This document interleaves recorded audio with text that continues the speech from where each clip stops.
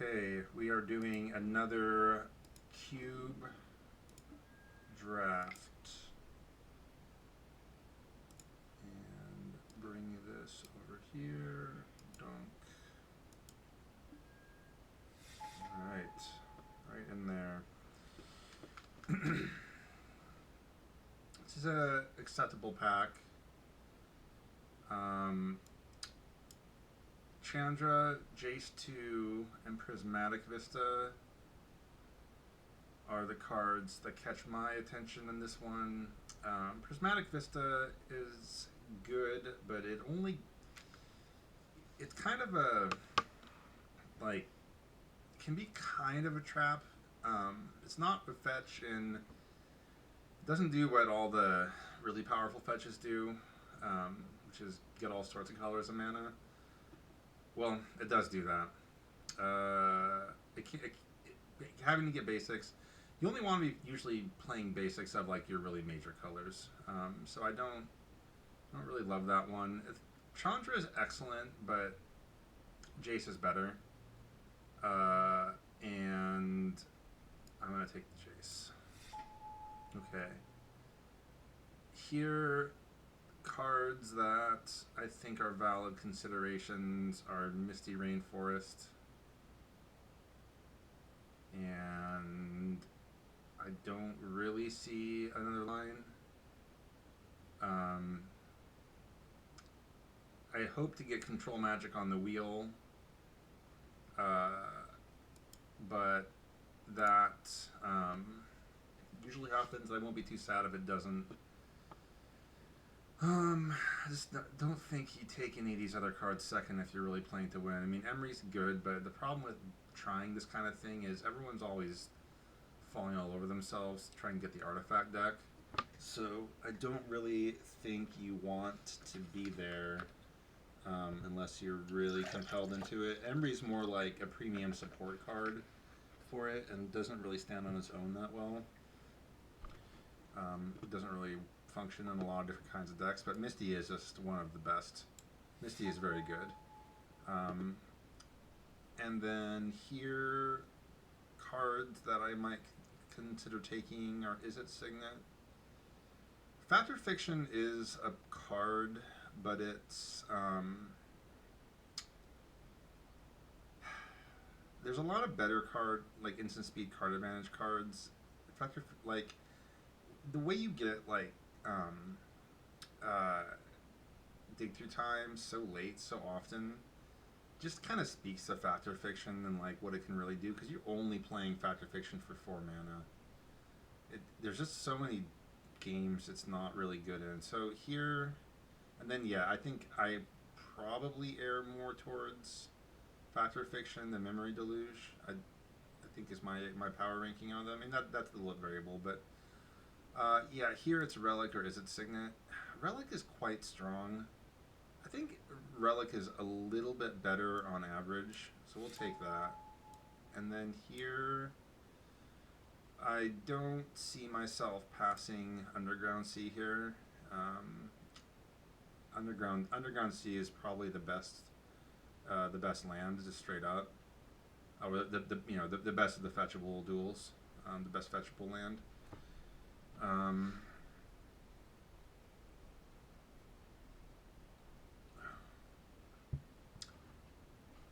Yeah, take that.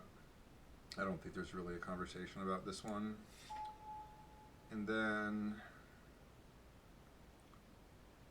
Inquisition. I mean, depending on if you were trying to like play a non-maximum EV deck, you could look at taking Twin, Grist, or Emrakul here.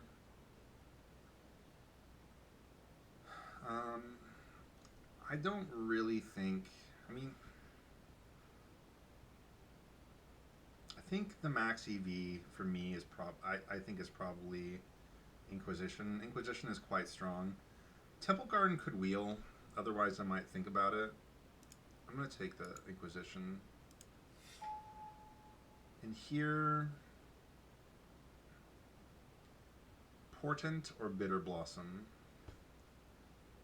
Um,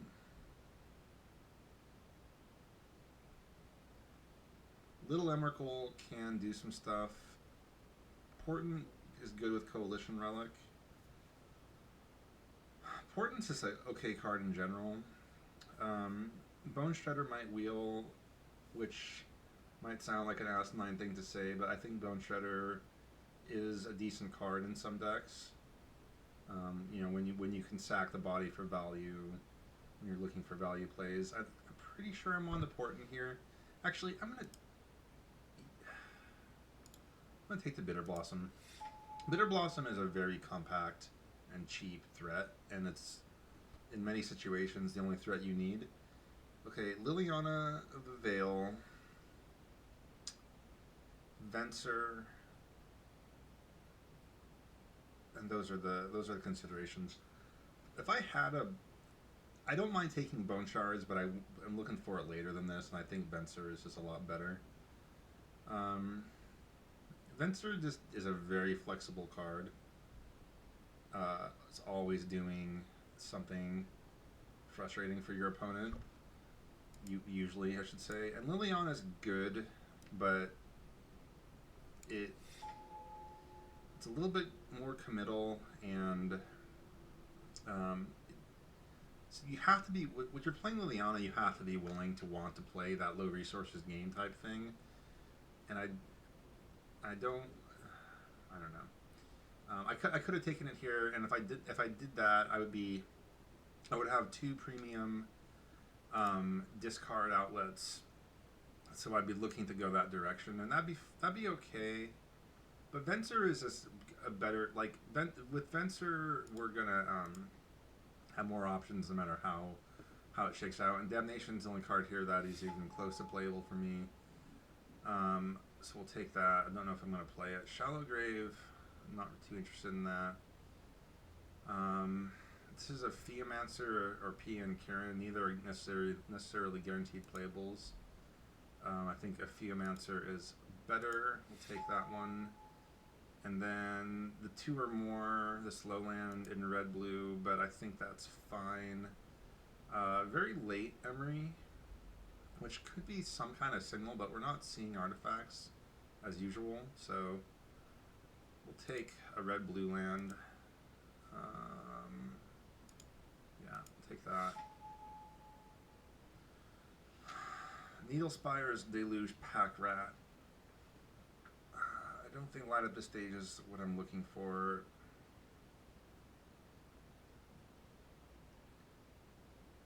I'm just kind of low on this card. Man. We'll take Pack Rat. I don't know where this is going. Scrubland could be useful here. Corpse Dance. The top creature card in your graveyard cards, I'm just not that into those. We'll take this one. See where that goes. This did come around. Lingering Souls we have. If we had the Lily, this would have extra value here. We don't have Lily. This is Temple Garden's fine. We'll take that. Portent on the Wheel is a weird one. That card is pretty good. Okay. Here, Days. There's an academy for somebody, but I'm not really on that. At this juncture of the draft, Stowaway is higher on my pick order than Brazen Borrower, and the reason is that it gives us outs to have to go the direction anyway of having good discard outlets and have a reanimation sub-theme, because we already have one of the best ones in Jace.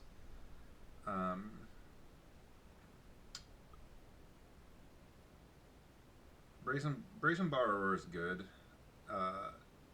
This thing is just quite potent. I mean, they can always kill it, but they can kill both of these things. Brazen Borrower lets you play at instant speed. I'm pretty high on Stowaway in this spot. Probably wheel Hero's Downfall from this pack. We're going to do that. Gristlebrand, Library of Alexandria.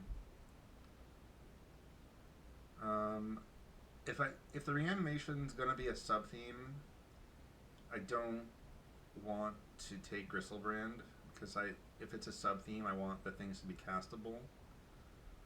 Liliana 5 is not a card I would take over library, but I do hope it wheels because this can do good things in a reanimation sub theme, Grixis or blue black control deck. But here, this is between Library of Alexandria and Probe. And I'm going to take the Library because I think it's just stronger. So we'll take that.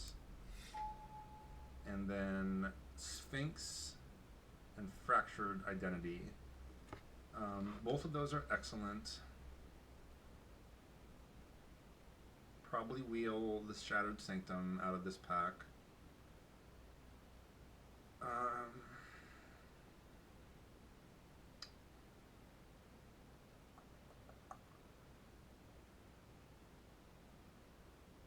Yeah, those are both.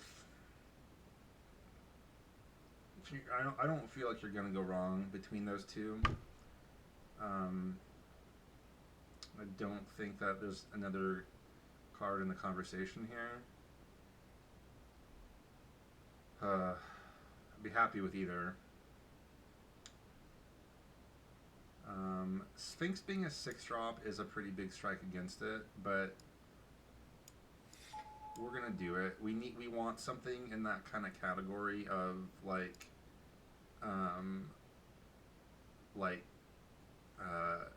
high end that we can either cast or reanimate and be happy with either.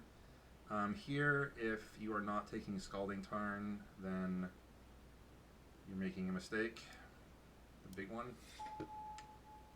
Mind Twist, Mystic Confluence, Sower.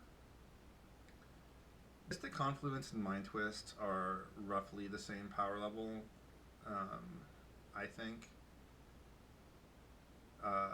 Being able to Mind Twist for like more than 2 is not always something you can. It doesn't always come up that you can even do that and win the game. Obviously, it's good, but what we're really wanting to do is get as many things as we can that play at instant speed, and we haven't done a very good job of that so far. But it is always the direction we push in. So yeah, Mystic Confluence, Cryptic. Funny thing to follow. Physically painful to see Cryptic and Glen in the same pack, but Cryptic is better. We will take Cryptic. Upheaval, the blue-black slow land, Brainstorm when we have 2 fetches.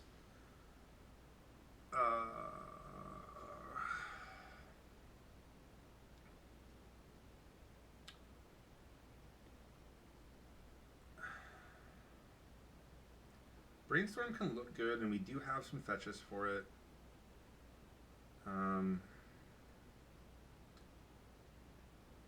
Blue-black lands are nothing to pass too lightly. I'm going to take the blue-black land. I think that's better there. And then here, there's a white-blue land. We don't have any white cards yet. I don't really think that there's a conversation for anything besides a white-blue land here. If there is, it's Massacre Worm, but this is going to be very hard for us to cast no matter what. Let's take the land. Okay, Brazen Borrower, I don't totally understand how this wheels right here, but maybe it's just the end of the season. People are wanting to squeeze in all their bad decks. But we'll take that.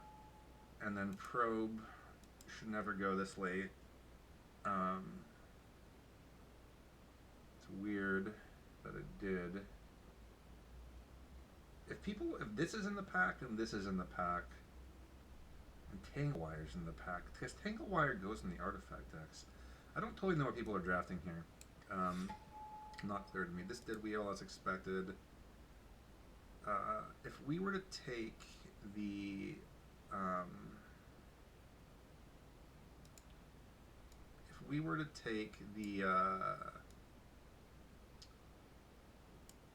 white land. We would have a lot of green sources going, which is not a non-consideration, but we don't really care.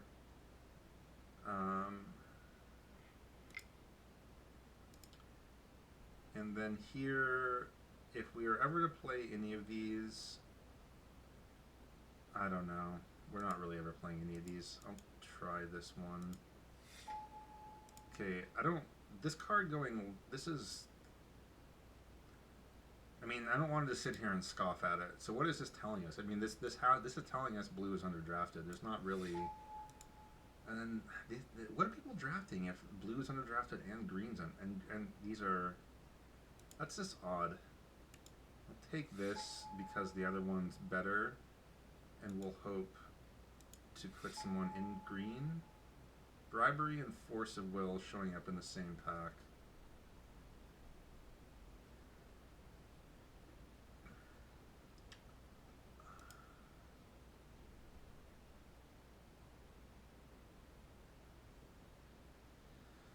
They're pretty close.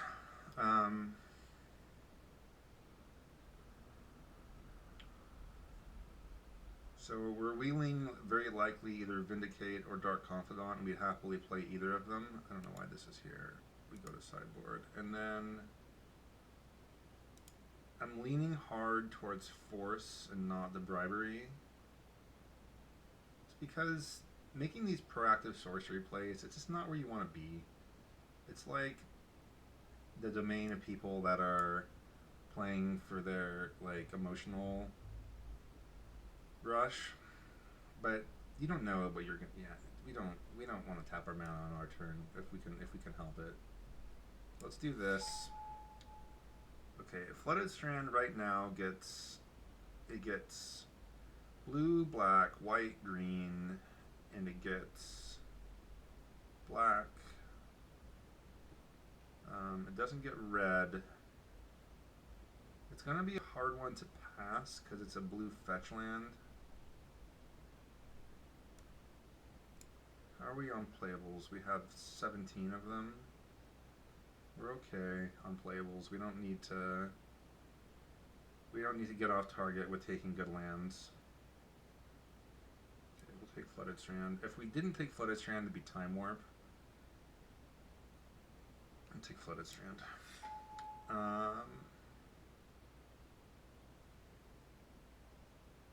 Now, of course, that Brainstorming Pass is looking questionable.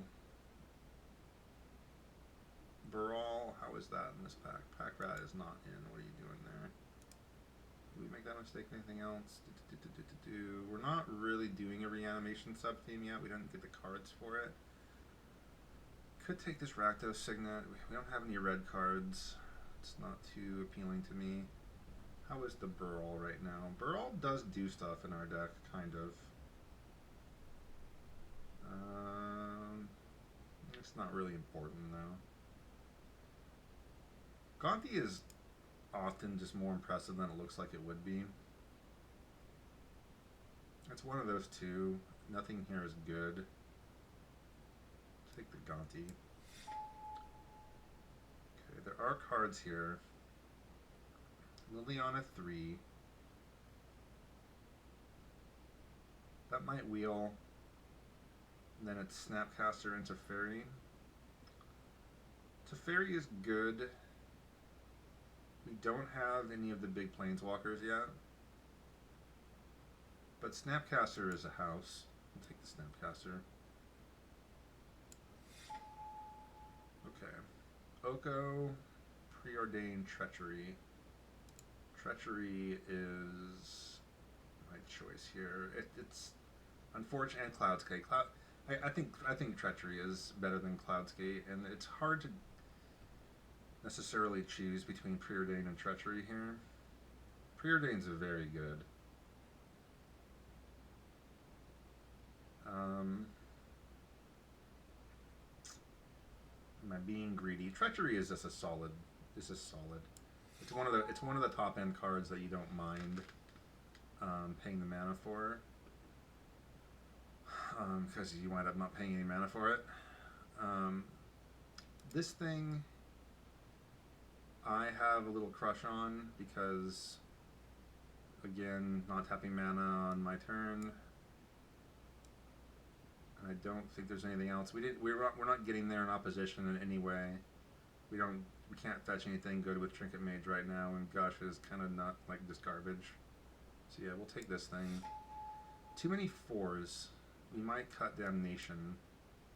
We're already losing a lot of the time if they have a board. Probably too many 4s. Avalanche Riders can come in some matchups and be okay. I don't see anything else. We didn't find any red cards, which is not the usual situation.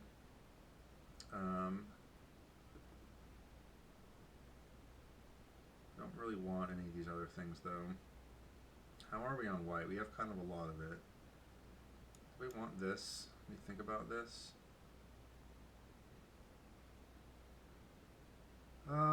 We can probably consider that. I don't think Avalanche Riders is necessarily getting there. Alright, him, Spell Pierce. So right now, our black situation is pretty good. Temple Garden doesn't do anything, so that's probably not even making it in the deck. Is our black situation good? Is that right? We have to... it's questionable, it's fine. And then here, Spell Pierce or him. Either would be fine. Let's take the Spell Pierce. Okay, we have our choice of Confidant or Vindicate. I like the impactful 2-mana plays more. We don't have a lot of removal. We're low on removal. We mostly have ways of stealing their stuff. But Confidant is just like a house. We don't have removal. I'm taking Confidant. Okay. And then here, Metamorph is fine. Fate's Fetters is pretty bad. We don't really want Baral. Would Baral come in like a defensive speed type matchup? Does it even have that kind of upside? It has a little bit of upside, but so does Fate's Feathers. Kind of. Take it. It's not very good. Put that on the board. Okay, I don't know why Teferi 5 is wheeling, but it did. I think I'm going to take that over the Banishing Light. I would probably play Banishing Light in this deck. Okay, this draft has been very confusing. Oko is not a 13th pick card. We're taking not Oko. Maybe we could have taken Oko. Was that wrong? Huh, I didn't even really consider that. It might have been wrong. You can look at that afterwards. This is whatever. Okay. And then what did I just put in my deck by accident while I wasn't looking there? What was that? Land tax. Yeah, that doesn't go in. Okay. Could we have taken that Oko? Was that a mistake for us to pass that? Natural green sources right now. We could play the Temple Garden, but it's not free because we wouldn't necessarily be playing a Plains anyway.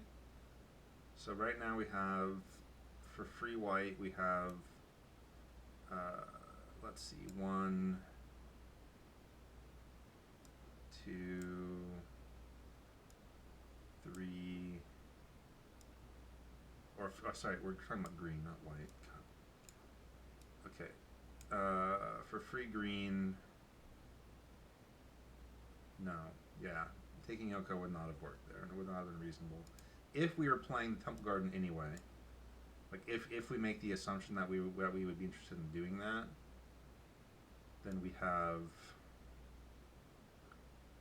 this gets it, this gets it, and then we'd have 4 for one card, but it's a card we want to be dropping um, on turn 3. So it's not really. It wouldn't really have been enough, especially because one of these is relic. So yeah, I think our instincts were okay there. Um,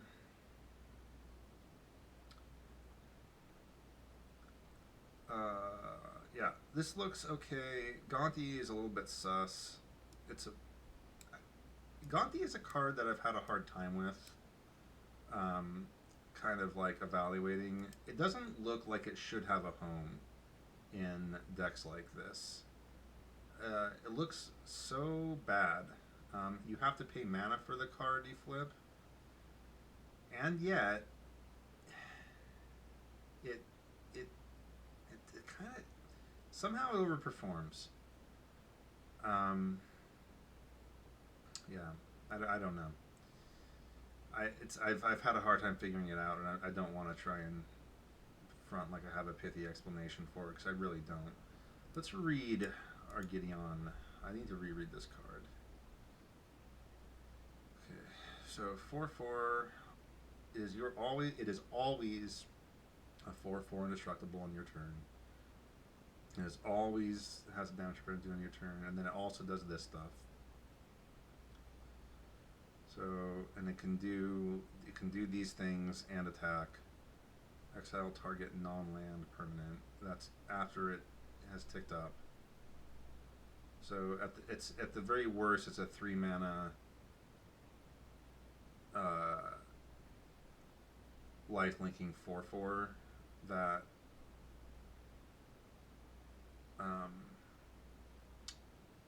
can't die in combat as long as it's your turn. And then it can ramp up to take something down. How many white sources do we get for free here? We get 1. So let's put it this way: if we were to play the Temple Garden, isn't for free. How many do we get then? There's 3, 4, 5, 6, 7. 7 is a good number for splashing, but it's not a good number for wanting to play a card that has to come down on turn 3. We're off of Gideon. That puts our only white cards at being the Teferi. And this also is, so we have 8. We have 8 sources. That's a little bit better, but of course that doesn't, Relic doesn't help play it on turn 3 in this deck. Faith Feathers is a card that we could bring in. This is a card that we are not getting any value from at all. Usually the red and the white cards come, like the ones worth splashing come more than they did in this one. We could play this, but I don't think it's really like worth it, so we won't. Showdown of the Scalds. This card is really overperformed during this draft season, more than I expected it would, but or more than I would have guessed when I saw the card. Okay. So this is 24 playables. We need to cut one.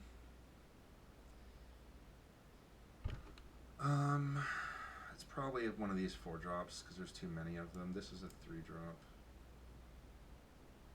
And of those, it's likely going to be either Gonti or Damnation.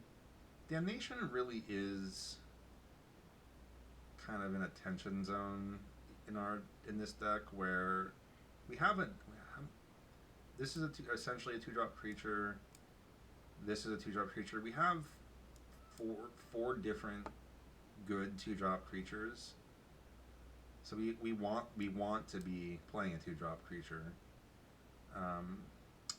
And Damnation kind of goes against that. So let's take out Damnation for the main board.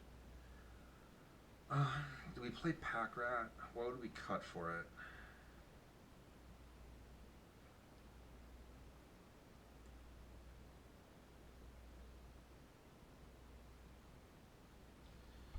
Let's go through. Sphinx is good. Teferi is good. Mystic Confluence, Force of that. Those are all. I think these are all kind of a lock. This top end. Gonti is very sus. Ebon Death is not a good card, but it fits the theme of the deck, or it fits what we're trying to do quite well. I'm gonna do this. Make a little. Yeah. Okay. So we'll put our suspect cards over here. These three are locked. These. Theomancer is a card I kind of like to play in a deck like this, but it's not a lock. These are locks in our low drops. Probe isn't doing anything all that important in this deck, but it's we also didn't even get a delve card in this draft. Probe, yeah, probe. We're playing probe. Pack Rat, is Pack Rat better than any of these three? Pack Rat like wants us to spend our mana in inopportune times. There's not an instant that we could play and cut the Gonti for.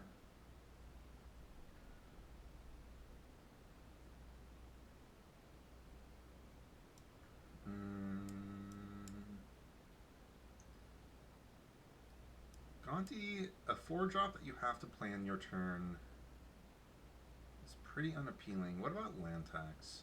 No, I want to play. No, I don't want that. Okay, we're gonna play it like this. These will be our. This is our 23 here. Bolas' Citadel in the main deck. I don't. I think. I'm not opposed to considering it, but the problem is that.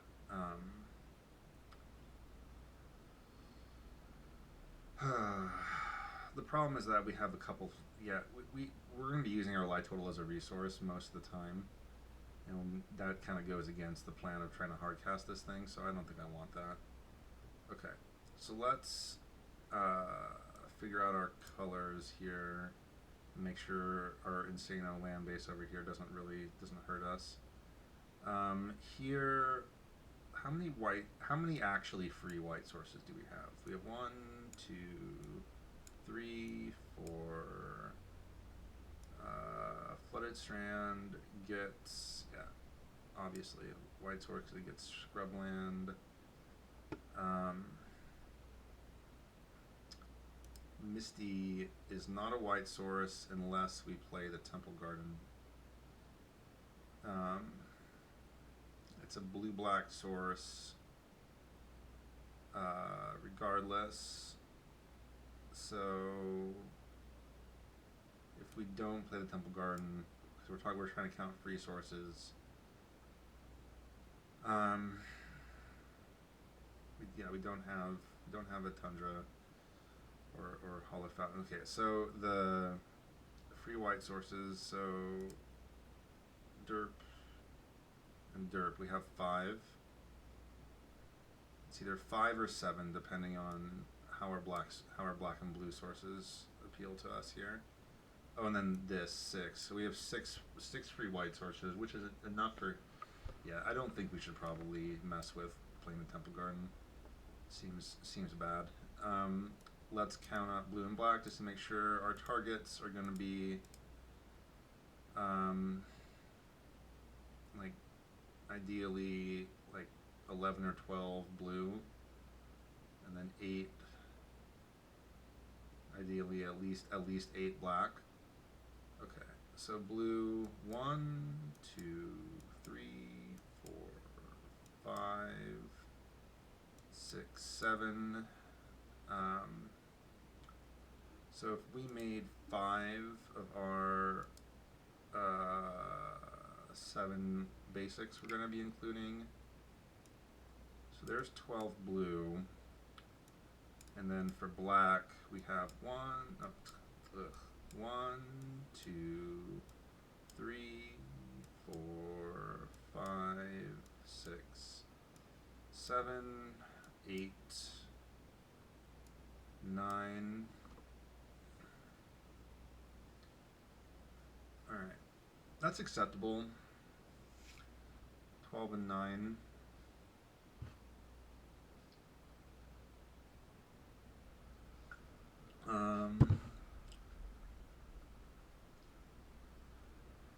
And that's with a decent utility land in the form of library. So what we're actually seeing here is that we didn't like really draft enough utility lands. Like it would have been good, you know, that kind of means it would have been a lot better for our deck to try and grab like a Mishra's Factory or a Mutavault or something like that, because we have our color sources pretty dialed. Should we think about playing 16? I don't think I want to. We're definitely not playing only 15.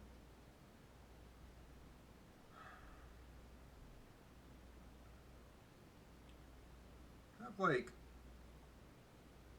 Portent, that's Probe over here, and we have some loot effects. Confidant, which isn't reliable.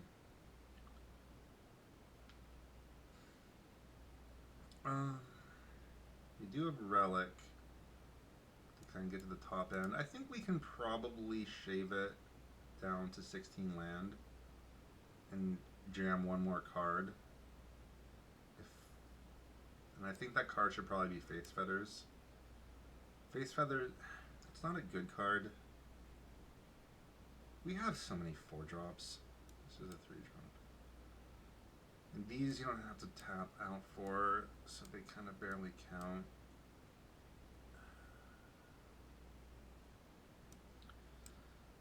Do it, and then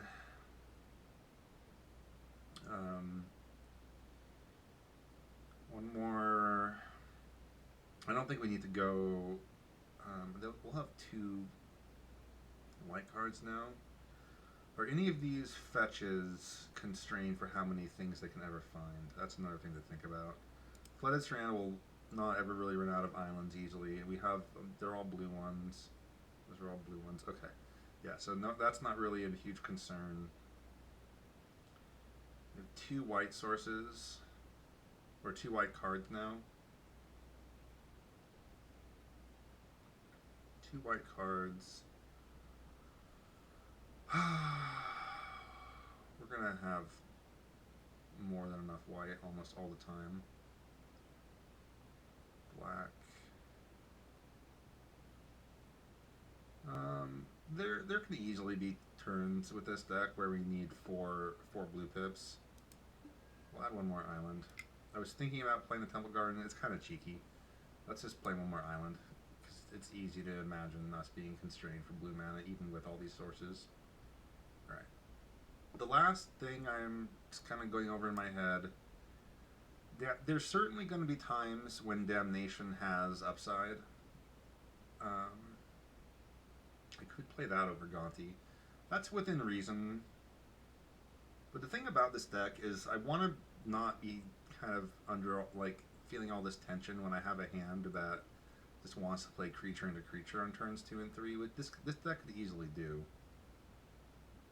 Not every deck like this is like that, but this one has, yeah, this one it's pretty foreseeable that I'm either going to be making that line or taking that line or doing nothing at all. So let's not do Damnation. Okay, we'll play it like this. And then the last thing, because we have all these fetching hijinks, let us take a screenshot of our deck and we will run it like that. Okay. Okay. Yeah, play.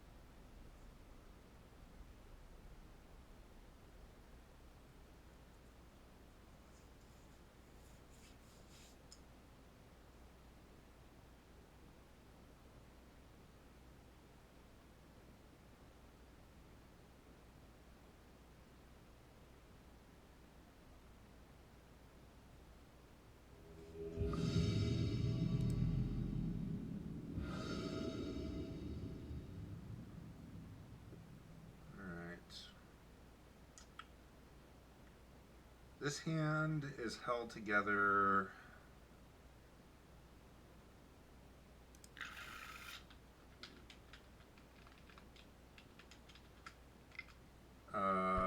With this portent. If it hits the second mana but not the third, it can easily be in trouble.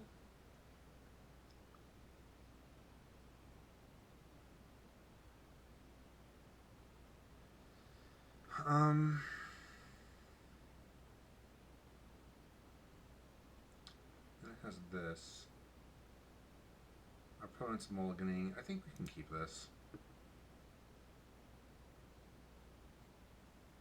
It's risky. It's risky either way, though.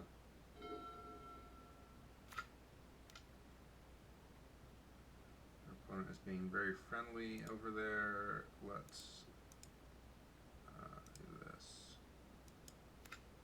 Okay. Alright, that's a good draw. Let's run this out. Turn 1. Need any land. These are going to be a big old shuffle. Okay, any order, use portent's ability, yes.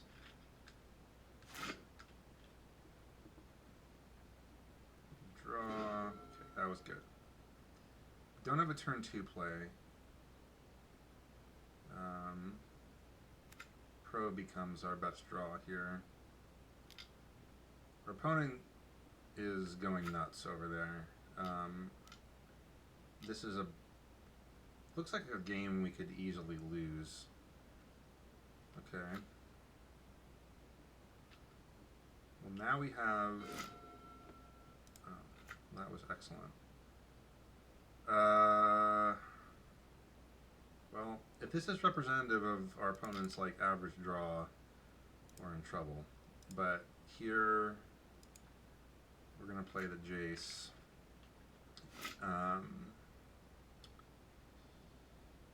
And then next turn we could snap Portent, or we could Relic to make sure that we have 4 mana for Cryptic Command. Yeah, go nuts. In fact, I actually should turn off auto yields in case I get jarred, and then I'll have Force. Okay, they have 1 card left. They could easily, yeah, I mean, they jar here, and we better find Force. Yeah, this looks like it's going to be a fast game in their favor. They're going to jar with 8 mana to work with.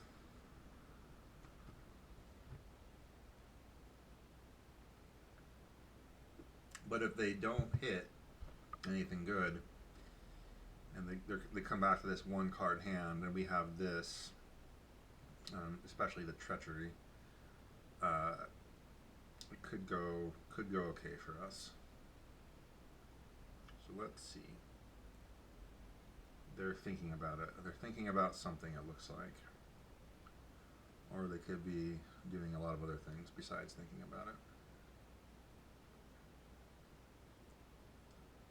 Sometimes I don't know how I spent 1 minute and 24 seconds to play 2 lands and a Portent and a Jace. That's kind of my bad. Okay, we did not hit Force of Will.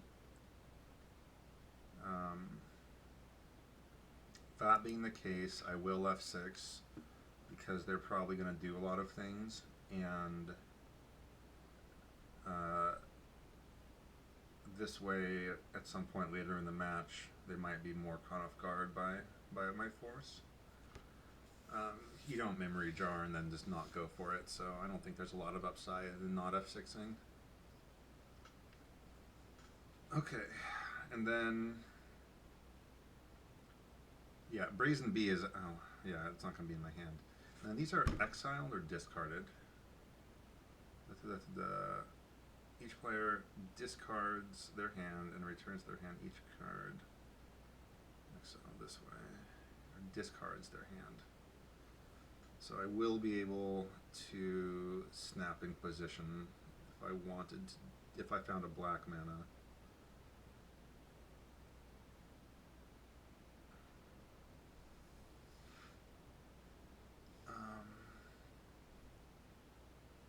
I always forget whether you can Snapcaster Petty Theft. I think you can. Window.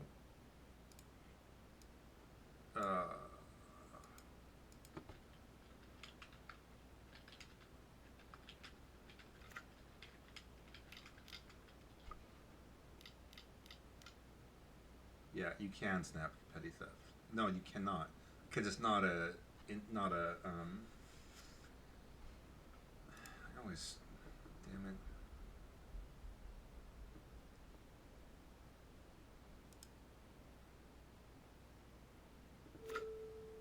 Okay. Okay. Battle Ball is of course solid.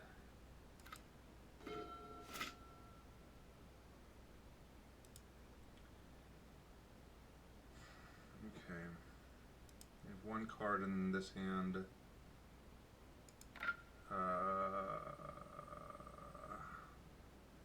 And what did they discard? They discarded Sphinx, so they're this kind of, okay.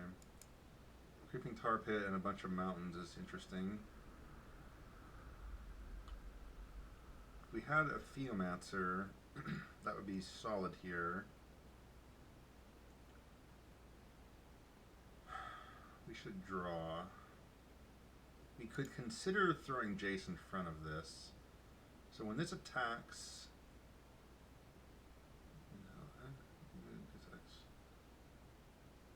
deals X to the player planeswalker. Yeah, so this is attacking us for 8, 12.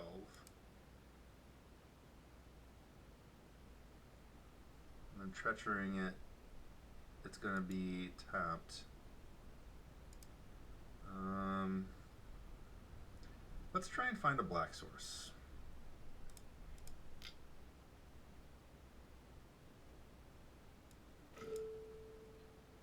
That's not it. Gonti is very far away from doing anything, although it's not necessarily true.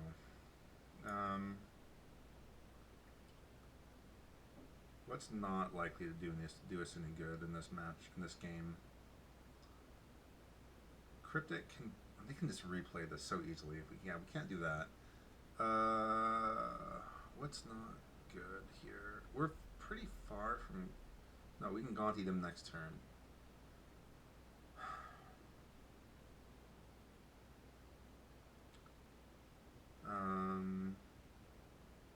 Oh yeah, and then we get to untap, and we can flash any of these back. Is there anything that here that works with? No, there's not. Oh, and we should. This was such a huge punt. I needed to block with this. God damn it! I didn't even think about that. Oh God. That's gonna cost me really bad. Okay. Well, we're doing Gonti here. And, yeah, and then play our land, and then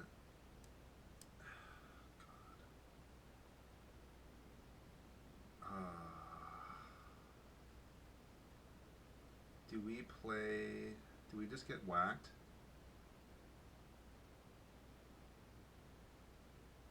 Let's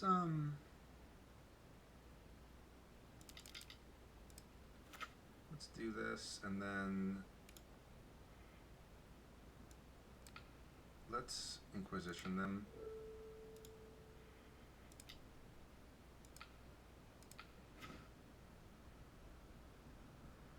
They have Chandra in their hand. Okay. Yeah. This game got out of hand. And we punted it. We deserve to lose this one. For sure.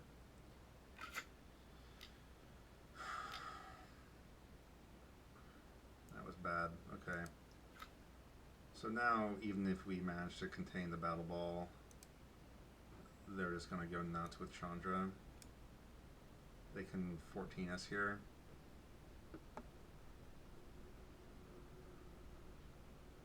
And then Treachery is not good enough.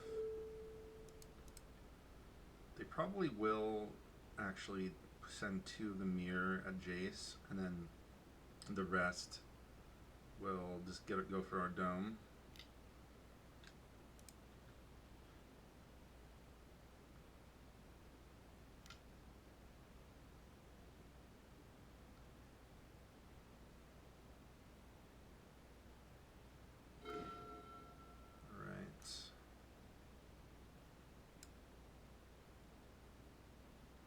So if we were to sneak back into this game, how does it look? We have to get rid of this for good. Chandra can kill...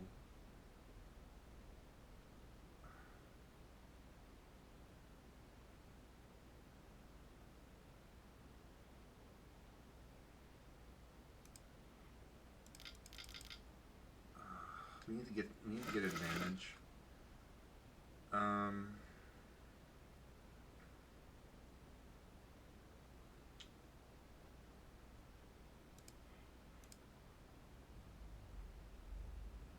I like that the Ophiumancer bricks this and can, like, the snake bricks it, and the body might distract the Chandra. So let's try that. This is probably gonna be a game where we bring in the Damnation. And then we can get rid of this. No, we can't get rid of that.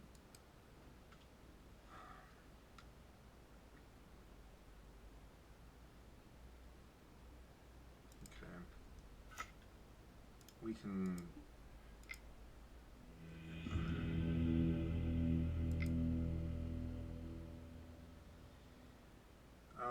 yeah, Damnation is solid here. This is the card I'm going to cut. It's just the worst of the cards. Nothing else I want to bring. And then, do I want to play another land on the play? That sounds reasonable. Face Feathers does do a pretty good job of disabling their relatively small number of payoffs. Do we want to bring in anything else? Bitter Blossom is kind of like just a little bit slow and dirty compared to what they're doing over there. I'm gonna run it back like this. Okay, this hand is leaning pretty hard on Force of Will to counter the business spell, but I don't think I mulligan this because they really... This deck they're playing is relying on a small number of business spells and a lot of support spells, and this hand could get there against that kind of strategy. So let's try it.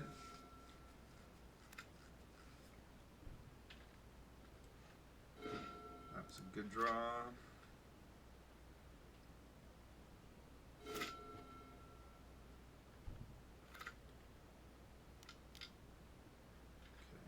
Fine. Land or something we can cast. That was excellent. We need to do this, keep hitting our lands. Yes, I will say yes to that. Okay. We want Damnation, then Venture, then Library first. Do not use the ability, play a land, pass. Okay.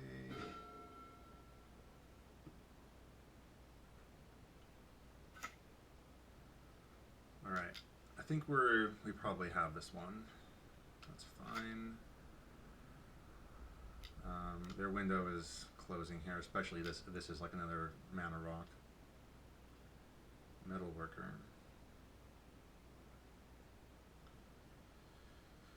We're not countering Metalworker.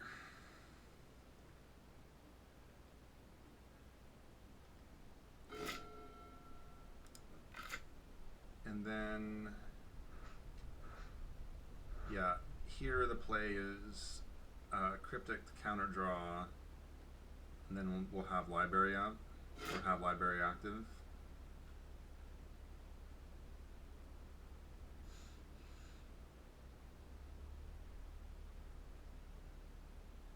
And then if we had to go into using Force to protect our Cryptic, then that's okay. Okay, Metalworker revealing Jar, Kuldotha Forgemaster, and Batterskull. Okay.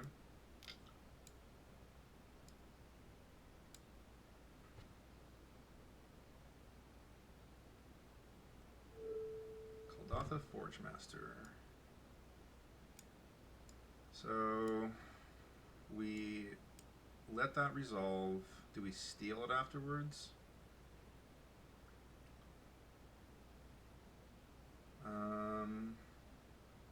I don't think that's the thing we sack, or the thing we go for. Batterskull, and then they have 1 mana left after that. So now that they're tapped out, yeah, I think our plan is to Cryptic counter draw, and then this is out of their hand, that's out of their hand.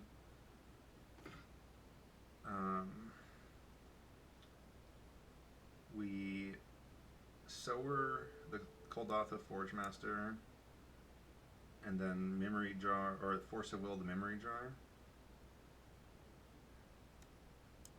Let's find a land to do that. Or we could, so we don't have a backup plan if we don't get a land off Library there, so we're gonna do it like this.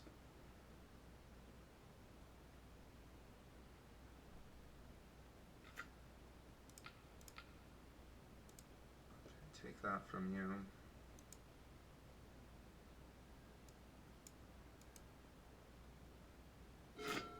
And yeah, this probably at this point is not going to be a Library game. Is that right? I guess we could always let them play the Jar, and then we could Venser it.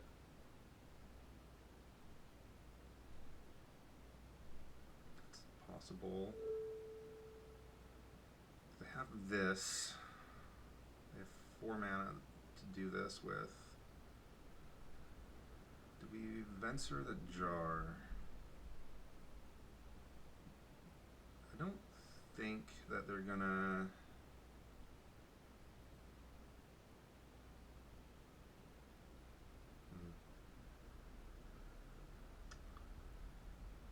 Be discarding probably the Venser to do this, and then what's our play after that? Or the Teferi.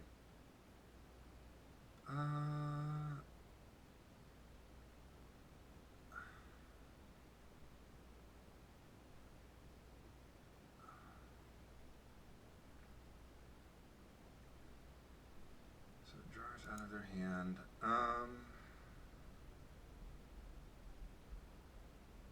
So they're like pretty close to just casting the Sphinx. They need 1 blue source.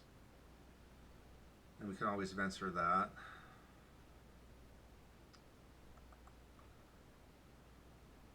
Whatever they get with Jar, we're going to be kind of like just forced to deal with.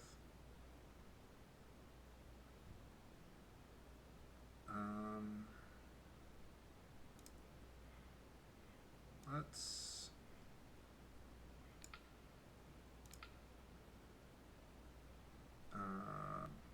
do this.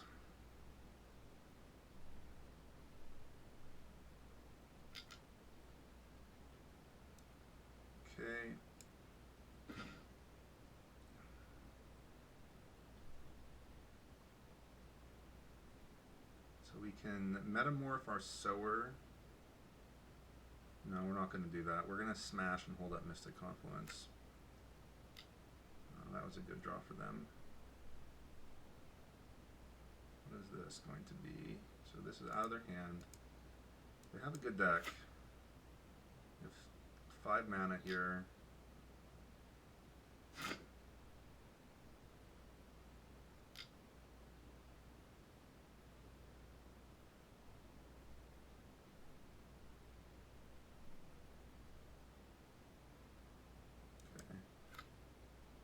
So Mystic Confluence is not going to draw us a lot of cards probably because they have a lot of mana.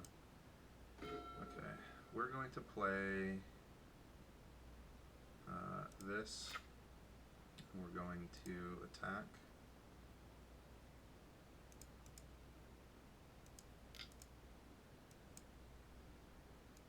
And we're going to... We could consider doing this, but we're not going to.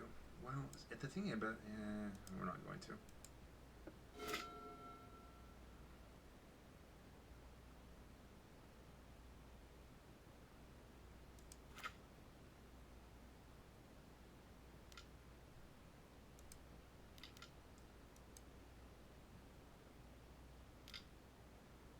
They have a good deck. What do we think about that? So they're doing this. We'd have to... 3, we have to do 2 modes, and then we can always just steal it with Metamorph. That's fine.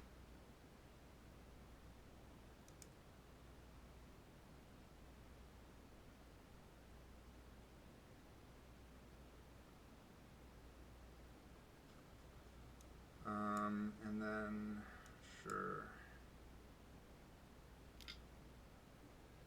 Hit us for 5. I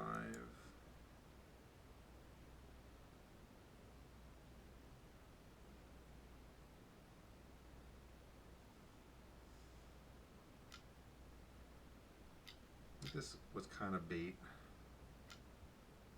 Okay, looks like that was very much bait.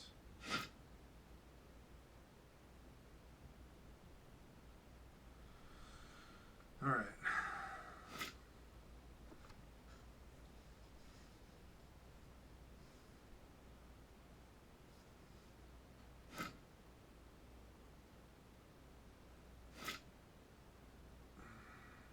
Are they just going to do nothing? Oh, they're revealing things again. You are revealing a Ballista. Okay, they're just playing a giant Ballista, max for maximum probably. And it's just their things take a lot of work to tap. So we're probably going to be able to counter draw.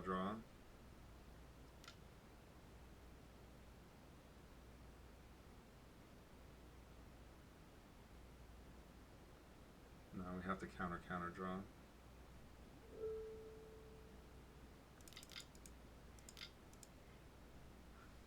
And we cannot draw a card, which is unfortunate with the library there, so yeah.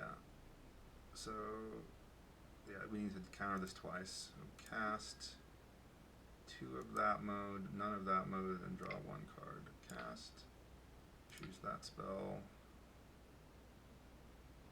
choose that spell.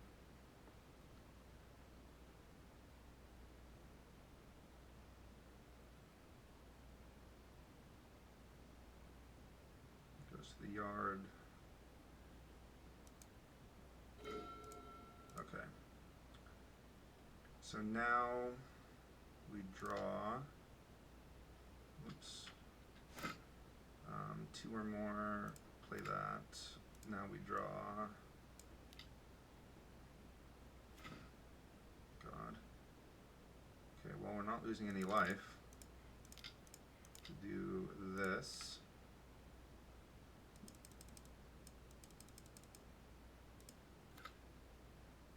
We choose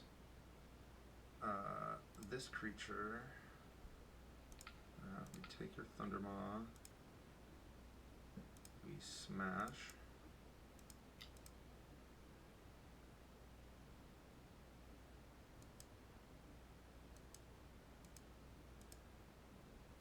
Spell Pierce does anything this turn, it's going to be hilarious, but I don't think it's going to. And then we don't know what's in their hand right now. They're making blue mana.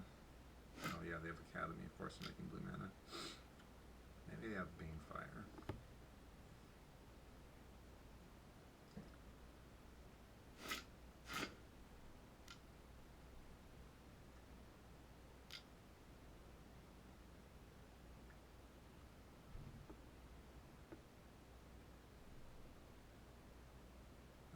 It's not a deck I'm going to mind losing to because their deck is just very good. Tinker, okay. Just Colossus. What is this going to be? What's the worst thing it could be? Mindslaver? Mindslaver wouldn't be so bad. I guess I could sack... Yeah, they can't sack... No. Right? Sacrifice, yeah. They could maybe find a way of making Mindslaver be bad for us. It's not... Colossus, how do we win against that? This is a big butt to put in front of Colossus. So that's how we would attempt to beat that.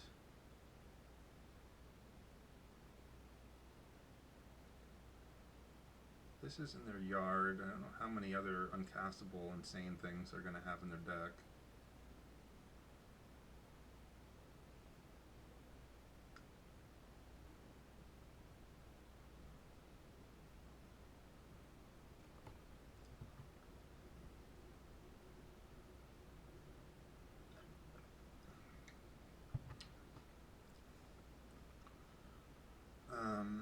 I don't think I have anything I could possibly ever get with the Forge Master, right? I have nothing, no big artifacts of any kind. This is my only artifact, period, right? And Metamorph. Yeah, and getting Metamorph would have been something to think about if it wasn't in our hand. Yeah, they don't know what to get either, looks like. Sundering Titan is not so bad. We get to, I mean, we have plenty of mana, and they have to lose one of theirs. So it's kind of whatever. I mean, that's strong. But we get to attack in the air for 9. And here's them passing the turn. Okay. Alright, and then this blocks, right? Sundering Titan does not trample. Play that. Draw. That's cute.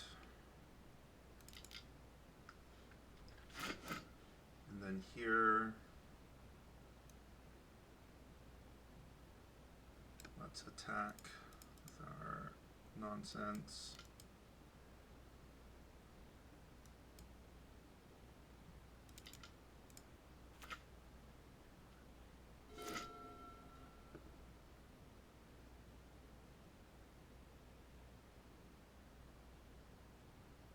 We'll put the Forge Master in front because this could do the last point if nothing else can. Alright, so yeah, I think our analysis of the first game was correct. It's not like their deck doesn't have threats, but they don't have tons of them. So Sundering Titan, Sphinx, Walking Ballista is a very legit threat when you have this much mana. But yeah, if Titan, so notably Titan was the best thing they could come up with in that scenario. Which I think probably means there's no Colossus here. Like, if they had Colossus, would we have seen it right there? Probably. I guess maybe not, because the idea with Sundering Titan could be reduce the number of plays we can make, and then that gives you the most outs.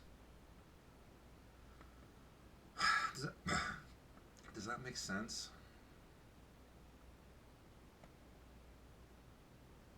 either Sundering Titan or Colossus would have had a hard time winning the game in that spot because we have a 5 toughness blocker.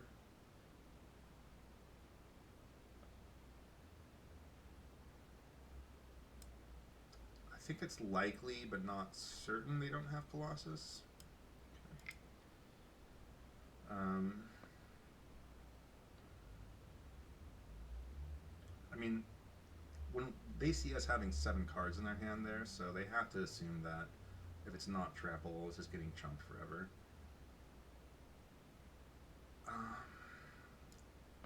Their things are kind of reliant on attacking on the ground,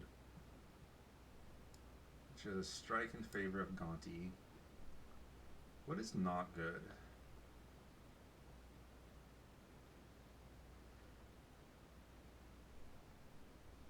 They're playing a random Thundermaw Hellkite. It's a strike against a Brazen Borrower, but I think we still play it.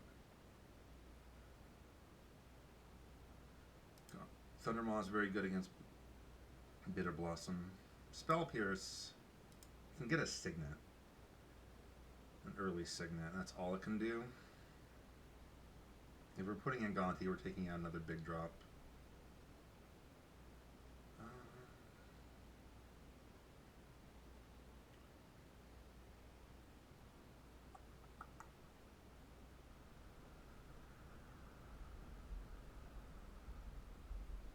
Yeah, I think we're fine without Gonti.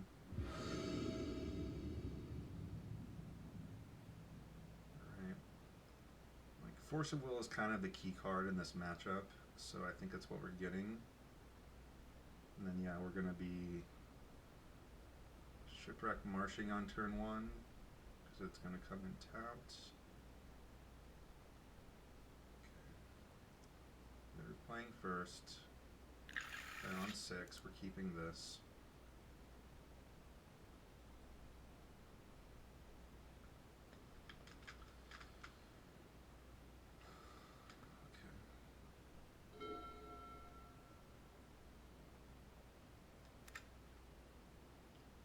Creeping Tar Pit is a rather odd card in their deck. That's a decent little draw. We got Flooded Strand. Probably just fetch the Underground Sea.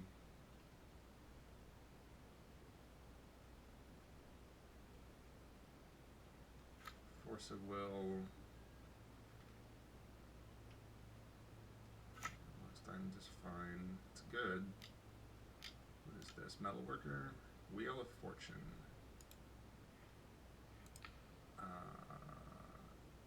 No, and we are going to discard the Teferi.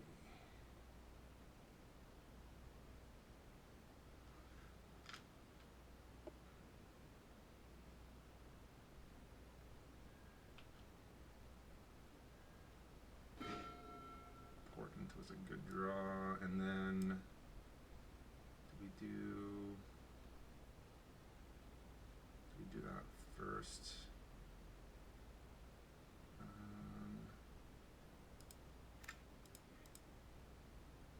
Let's do it like this. Underground Sea. And then we could consider doing it to them.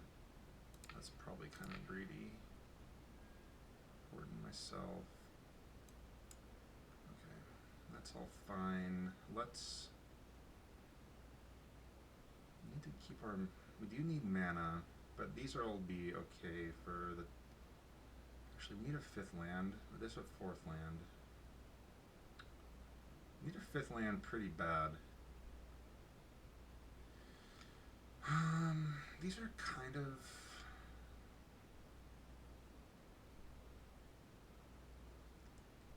Okay, it's fine. We'll play, we'll want to have, except this way we don't have a turn 3 play at all.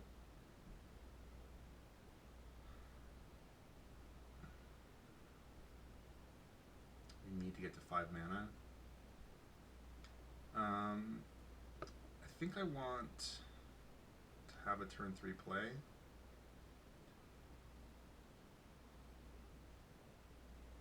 You know what? They're kind of crippled right now. Let's do this to this to this. And no. I think we don't need to go too crazy here. We have our land in our hand. We will have to sit out playing anything this turn. They can start getting in with their thing next turn, but we can live with that. And then we can start beating down. Next turn we can hold up our mana, play this on their end step. Hopefully they just play a fatty here. Yeah. Okay, that's fine. I don't think... So they're drawing live to like Chandra basically.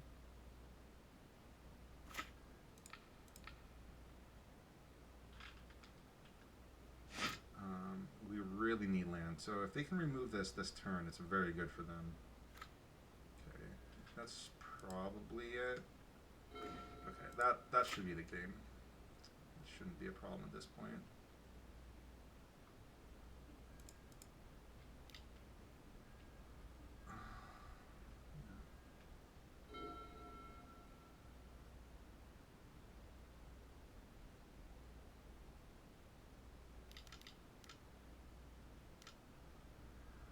Batterskull. I think that's fine. Just taking the germ. The game should probably be over before they can equip it. And even if they do decide to play, like try and re-equip it to something else, we can screw it up with a lot of our tricky stuff, and we should just be able to tempo them from here.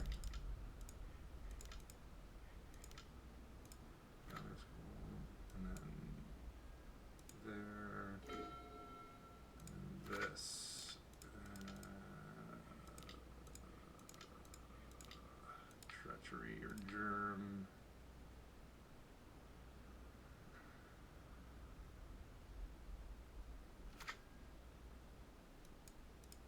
Okay. 1, 2, 3, 4, 5.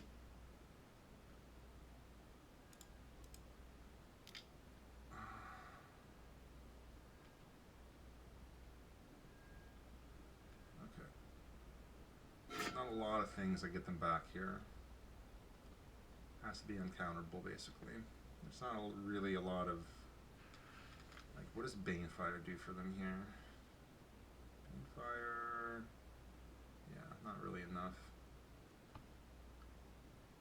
Okay, they're saying some words.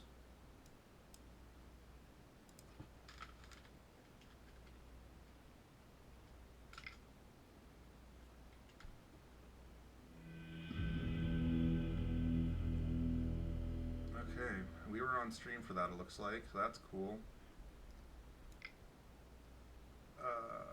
Okay, done deal.